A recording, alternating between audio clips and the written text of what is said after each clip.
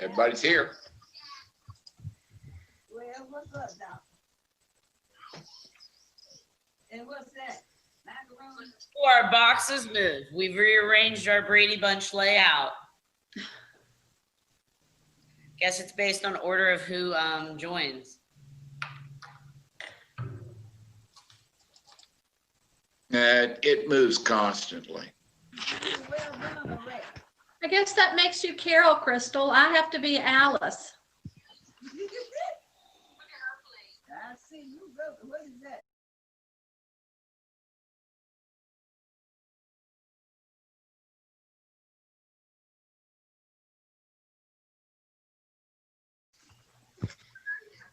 Yeah, they got a meeting. Hey, Thomas, how close are you ready? Yeah, so you stop. Thank you. I want to call this regular work session of the Covington City Council to order.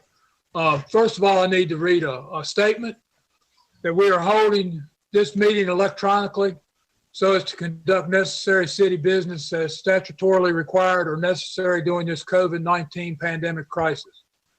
We're eligible to hold this meeting because I, as mayor, find that the governor has declared a statewide emergency under section 44-146.17 of the Code of Virginia. The catastrophic nature of the emergency makes it impracticable or unsafe to assemble a quorum in a single location, and the meeting is necessary or statutorily required in order to carry out the city's responsibilities. I would like to hear a motion to find that the nature of this emergency, and specifically the increasing spread of the coronavirus in the city of Covington, makes it impracticable or unsafe for us to assemble a quorum in a single location, and that the purpose of this meeting is to carry out necessary responsibilities of the city. So moved. All in favor? Aye. Oh, I got to do a roll call on that, don't I? Yes, sir. Yeah, we need a roll call, please. Mr. Singer, 4. Mr. Hunter, 4. Mr. Tucker, 4. Vice Mayor Crozier, 4. Mayor Seibold. 4. We need a motion to approve the agenda. So moved. Second. All in favor? Aye. Aye.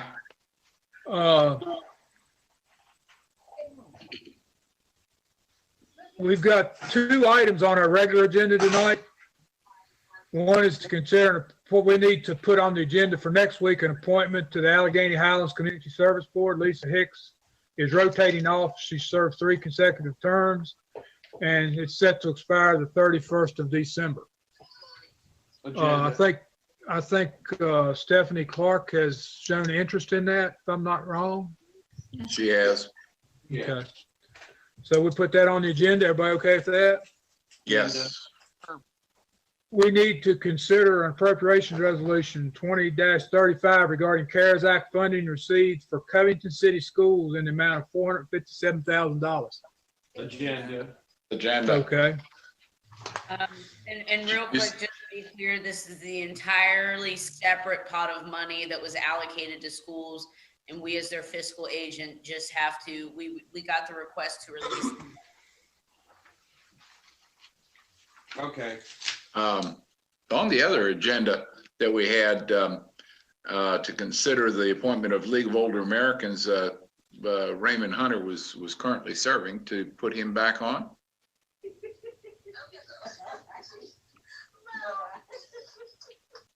Was that Uh, one of the agendas we got before this agenda? Yes. Yes. Oh, sorry. Are we going to do that? Yeah, Put that's him on fine the with me. I didn't have it on the agenda I have in front of me, but we can put that on the agenda for next week. Yes, I think we should. yeah, that's fine. Okay. Was there anything else we missed off of one of the previous agendas? Not that I can see. Well, that would bring us to the city manager's report. Nope, I thought that's for the regular meeting. But if you would Oh, like, you don't do I'm more one? than happy to do one because there's no shortage of information. I'd like to hear an update on the road work. I know that they did not start on Edgemont today.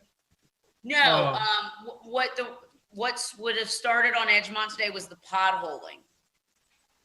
So Okay. definitively locating where the utility line is for natural gas, and then figuring out if they have to change any portion of the project design relating to that, or if we have to go back to the State Corporation Commission like we did previously and get a waiver, basically saying that everyone's comfortable with how close we may or may not be working to the line. So basically they did, every so many feet, they dug a hole to find the gas line itself, and Columbia Gas and everyone was out there. They already done that? They are supposed to have already started that. Was that not started? I saw where the line was marked today, but I didn't see where anybody dug any potholes. That was early this morning, but I've been through it a couple times and never saw anybody working.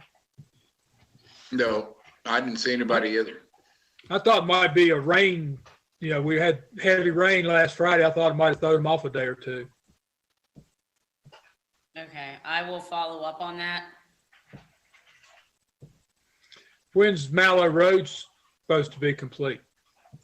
That project is supposed to take approximately a week and a half to 2 weeks, weather dependent. And once they, start to move earth, how long it may change with that. So the buffer we were given was 2 weeks. Okay. So They're starting the second week. Yes. Okay. Is there an update on the COVID situation? So are we referring to the Highlands of the whole or city? I was just thinking about the city of Covington. Okay, so we did not receive any new numbers from the Department of Health, regional district, or our local representative, Ms. Byers. By 3 o'clock today, I did a meeting with all department heads via Zoom, and we had not received any updated numbers. I do know that from Sunday to Monday, regionally, our count went up by about 31 as known positives. That Okay. is a jump that continues. We're still dealing with issues, and when I say we, we as a region, with the nursing home in Clifton Forge that unfortunately had an outbreak.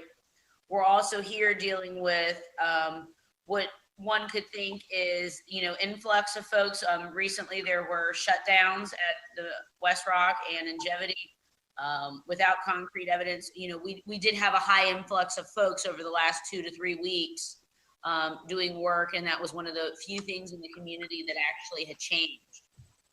As you all recall, we didn't have a spike once we started tournaments back up or opened the pool up or any of those things. We have approximately 13 employees out right now, which is the result of us also now having the skeleton crew and us also having the administrative staff in City Hall working from home, so that, we can protect our police department as well, since it's a shared building. There are some officers as well as public works employees, as well as an administrative staff member that are all on self-isolation or have tested positive. Today, we did disclose to the Department of Labor and Industry that we do have an active outbreak, because their threshold is if you have 3 or more cases in your organization, you have to disclose. So by the state's, safety standards, VOSH or OSHA, we actually do have an outbreak.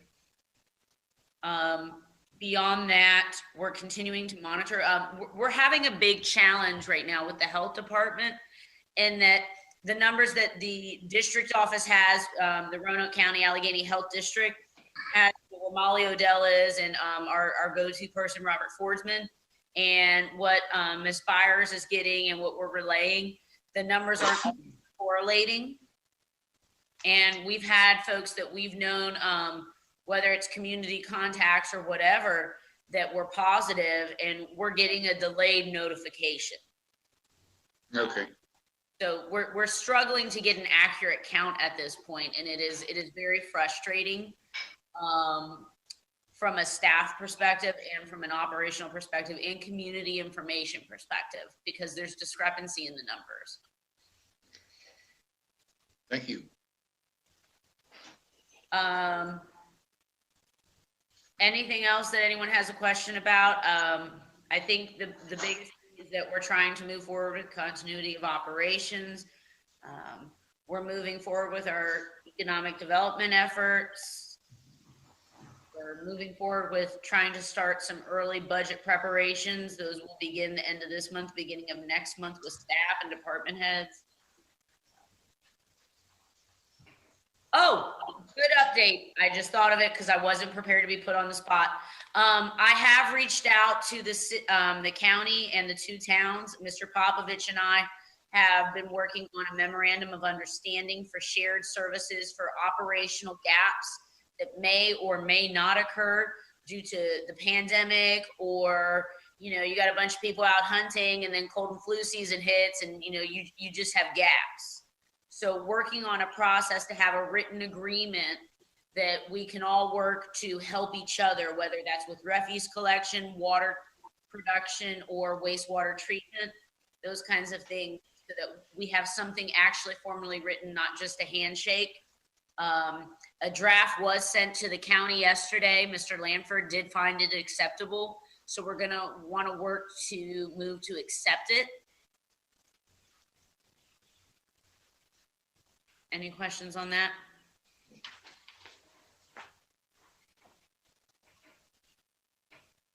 You're muted, Tom. Mr. Mayor, you're muted. Oh, there you go. I'm unmuted now, by golly. Does council need to move on that, or is that just something you do in-house? I would think, Mark, do I need to get authorization from council to enter into an MOU for sharing operational services in a time of need?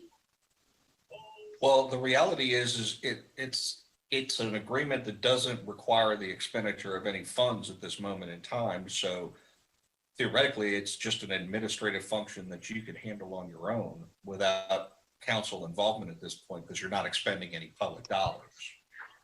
Okay.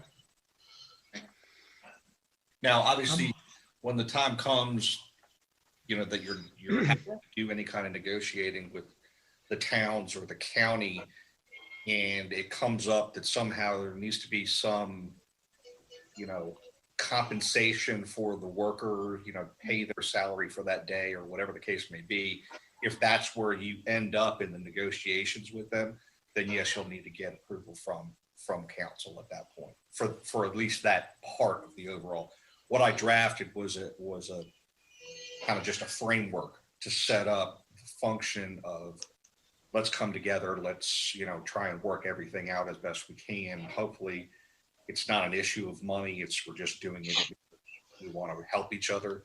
But if it becomes an extended period of time, I could see a situation where there might be the request for some reimbursement. And at that time, we can certainly enter into something written that approves that, and council can approve that.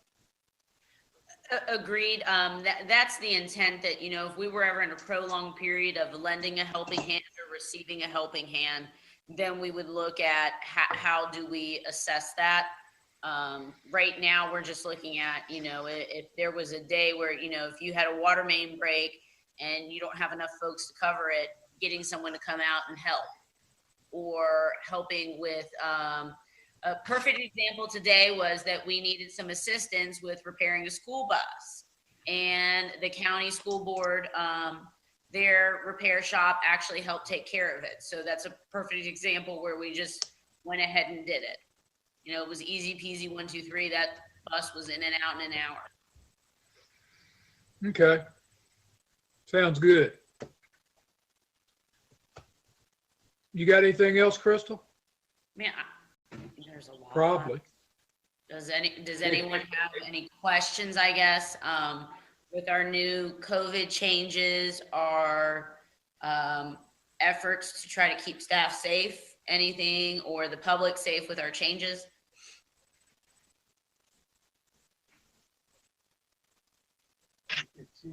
Got a question for you. Okay.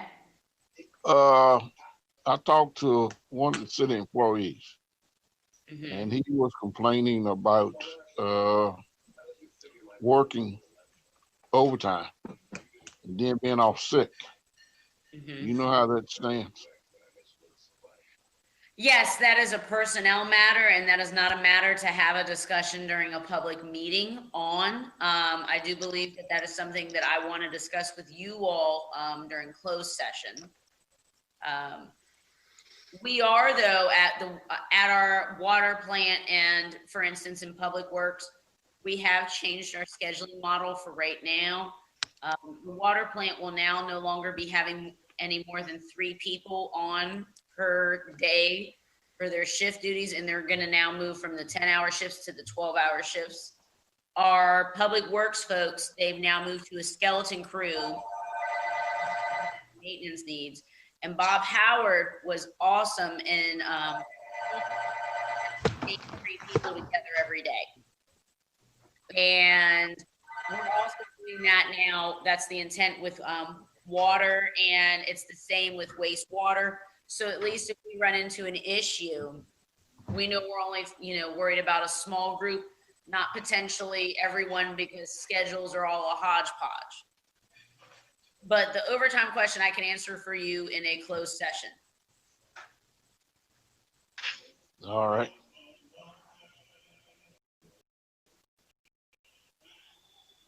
Any new business, council?